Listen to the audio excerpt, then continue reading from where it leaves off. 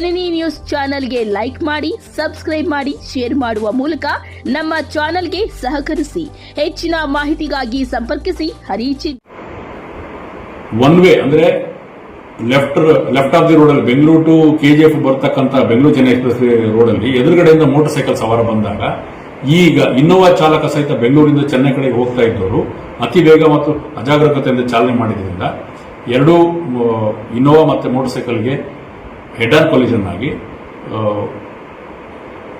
Motor cycle ಸವಾರನು ಸ್ಥಳದಲ್ಲಿ ಮೃತಪಟ್ಟಿದ್ದಾನೆ. Innova ಕಾರಲ್ಲಿದ್ದ ಇಬ್ಬರು ಸ್ಥಳದಲ್ಲಿ ಮೃತಪಟ್ಟಿದ್ದಾರೆ.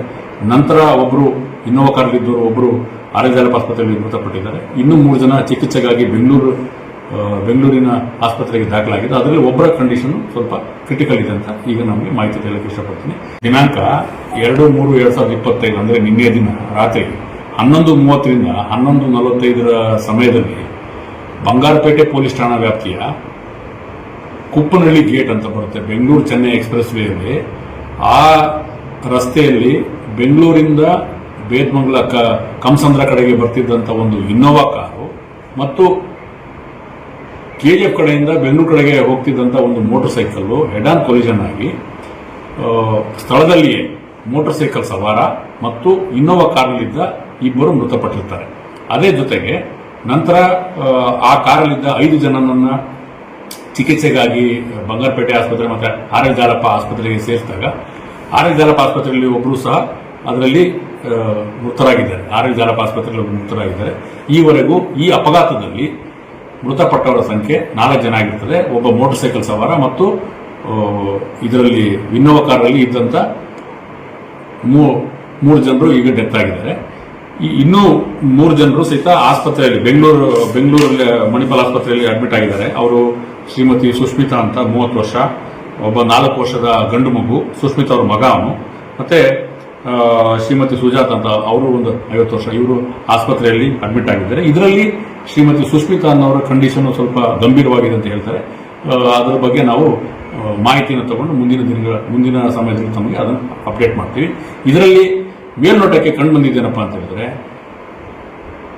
ಒನ್ ವೇ ಅಂದ್ರೆ ಲೆಫ್ಟ್ ಆಫ್ ದಿ ರೋಡ್ ಅಲ್ಲಿ ಬೆಂಗಳೂರು ಟು ಕೆಜಿಎಫ್ ಬರ್ತಕ್ಕಂಥ ಬೆಂಗಳೂರು ಚೆನ್ನೈ ಎಕ್ಸ್ಪ್ರೆಸ್ ರೋಡ್ ಅಲ್ಲಿ ಎದುರುಗಡೆಯಿಂದ ಮೋಟಾರ್ ಸೈಕಲ್ ಸವಾರ ಬಂದಾಗ ಈಗ ಇನ್ನೋವಾ ಚಾಲಕ ಸಹಿತ ಬೆಂಗಳೂರಿಂದ ಚೆನ್ನೈ ಕಡೆಗೆ ಹೋಗ್ತಾ ಇದ್ದವರು ಅತಿ ವೇಗ ಮತ್ತು ಅಜಾಗರೂಕತೆಯಿಂದ ಚಾಲನೆ ಮಾಡಿದ್ರಿಂದ ಎರಡು ಇನ್ನೋವಾ ಮತ್ತು ಮೋಟಾರ್ ಸೈಕಲ್ಗೆ ಹೆಡ್ ಆನ್ ಕೊಲಿಷನ್ ಆಗಿ ಮೋಟಾರ್ ಸೈಕಲ್ ಸವಾರನು ಸ್ಥಳದಲ್ಲಿ ಮೃತಪಟ್ಟಿದ್ದಾನೆ. ಇನ್ನೋವಾ ಕಾರಲ್ಲಿದ್ದ ಇಬ್ಬರು ಸ್ಥಳದಲ್ಲಿ ಮೃತಪಟ್ಟಿದ್ದಾರೆ. ನಂತರ ಒಬ್ಬರು ಇನ್ನೋವಾ ಕಾರಲ್ಲಿದ್ದವರು ಒಬ್ಬರು ಆರ್ಎಸ್ ಆಸ್ಪತ್ರೆಯಲ್ಲಿ ಮೃತಪಟ್ಟಿದ್ದಾರೆ. ಇನ್ನೂ 3 ಜನ ಚಿಕಿತ್ಸೆಗಾಗಿ ಬೆಂಗಳೂರಿನ ಆಸ್ಪತ್ರೆಗೆ ದಾಖಲಾಗಿದೆ. ಅದರಲ್ಲಿ ಒಬ್ಬರ ಕಂಡೀಷನ್ ಸ್ವಲ್ಪ ಕ್ರಿಟಿಕಲ್ ಇದೆ ಅಂತ ಈಗ ನಮಗೆ ಮಾಹಿತಿ ಹೇಳಕ್ಕೆ ಇಷ್ಟಪಡ್ತೀನಿ. ಇದರಲ್ಲಿ ಎಲ್ಲರ ಗಮನ ತರೋದೇನಪ್ಪ ಅಂತ ಹೇಳಿದ್ರೆ ಮೋಟಾರ್ ಸೈಕಲ್ಗಳನ್ನ ಬೆಂಗಳೂರು ಚೆನ್ನೈ ಎಕ್ಸ್ಪ್ರೆಸ್ ವೇಯಲ್ಲಿ ಯಾವುದೇ ಕಾರಣಕ್ಕೂ ಯಾರು ಸವಾರಿ ಮಾಡ್ಕೊಂಡು ಬರಬಾರ್ದು. ಮತ್ತೆ ಎಲ್ಲರೂ ಸಹಿತ ಅತಿ ವೇಗ ಅಜಾಗರೂಕತೆ ಚಾಲನೆಯನ್ನ ತಪ್ಪಿಸೋ ಸಲುವಾಗಿ ಓವರ್ ಸ್ಪೀಡ್ ಅನ್ನ ಸಹಿತ ಅವರು ಯಾರು ಮಾಡಬಾರ್ದಾಗಿ ಈ ಮೂಲಕ ಎಲ್ಲರೂ ಕೇಳ್ಕೊಳ್ತಾರೆ. ಸರ್, ಆಫೀಸ್ ಎಲ್ಲ ಹೈವೇ ಅಥಾರಿಟಿ ಓಪನ್ ಮಾಡಿದ್ದಾರೆ ಸರ್. ಇದು Bengaluru Chennai express way. Bengaluru Chennai express way ಏನು 75 ಕಿಲೋಮೀಟರ್ ಇದೆ, ಕೊಳತ್ತೂರಿಂದ ಅಪ್ ಟು ನಮ್ಮ ಸುಂದರಪಾಳ್ಯ ಬಾರ್ಡರ್ ತನಕ. ಈಗ ಆಲ್ರೆಡಿ ಅದು ಕಳೆದ 10 ದಿನಗಳಿಂದ ಮೇಲ್ಪಟ್ಟು ನಾರ್ಮಲ್ ಸಂಚಾರ ಮಾಡ್ತಾ ಇದ್ದಾರೆ. ನಾನು NH ಅಂದ್ರೆ ಬೆಂಗಳೂರು ಚೆನ್ನೈ ಎಕ್ಸ್ಪ್ರೆಸ್ ವೇ ಹಿರಿಯ ಅಧಿಕಾರಿಗಳ ಜೊತೆಗೆ ನಾನು ಮಾತಾಡಿದಾಗ ಅವರು ಅದನ್ನ ನಾವು ಈಗ ಪ್ರಾಯೋಗಿಕವಾಗಿ ಅದನ್ನ ಟ್ರಾಫಿಕ್ ಅನ್ನು ಓಪನ್ ಮಾಡಿದ್ವಿ.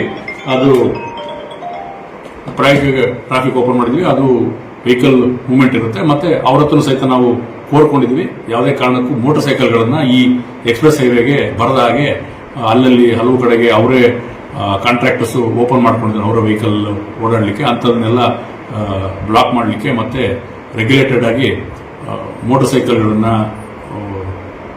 ಈ ಬೆಂಗಳೂರು ಚೆನ್ನೈ ಎಕ್ಸ್ಪ್ರೆಸ್ ವೇಗೆ ಬರದ ಹಾಗೆ ಅವ್ರ ಕಡೆಯಿಂದ ಕ್ರಮ ಮಾಡಬೇಕು. ಮತ್ತು ನಾವು ಸಹಿತ ಇದಕ್ಕೆ ಹೆಚ್ಚಿನ ಒಂದು ನಮ್ಮ ಕಡೆಯಿಂದ ಏನು ಅವೈಲೇಬಲ್ ಸಿಬ್ಬಂದಿ ಇದ್ದಾರೆ ಅವ್ರಿಗೂ ಸಹಿತ ಅದನ್ನು ಕೊಡಬೇಕು ಅಂತ ನಾವಿಬ್ಬರು ಇದನ್ನ ಬೆಳಗ್ಗೆ ಮಾತಾಡ್ಕೊಂಡಿದ್ವಿ. ಅದನ್ನ ಮುಂದಿನ ದಿನಗಳಲ್ಲಿ ಮೋಟಾರ್ ಸೈಕಲ್ ಸ್ವಲ್ಪ ಆ ರಸ್ತೆಗೆ ಆದಷ್ಟು ಇಳಿಯದಂತೆ ಎಲ್ಲರೂ ಮುಂಜಾಗ್ರತೆ ವಹಿಸಬೇಕು ಅಂತ ಈ ಮೂಲಕ ಕೇಳ್ಕೊಳ್ತೀವಿ.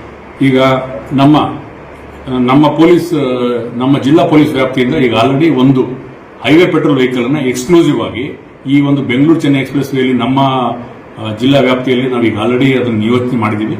ಮತ್ತು ಯಾರಾದರೂ IMV ಕಾಯ್ದೆಯನ್ನು ಉಲ್ಲಂಘನೆ ಮಾಡೋದು ಅಥವಾ ಅತಿ ವೇಗ ಅಜಾಗರೂಕತೆಯಿಂದ ಚಾಲನೆ ಮಾಡೋದು ಈ ಥರದ್ದು ಕಂಡು ಬಂದಾಗ ಅವರ ವಿರುದ್ಧ ನಾವು ಸೂಕ್ತವಾಗಿ IMV ಪ್ರಕರಣ ದಾಖಲು ಮಾಡ್ತೀವಿ.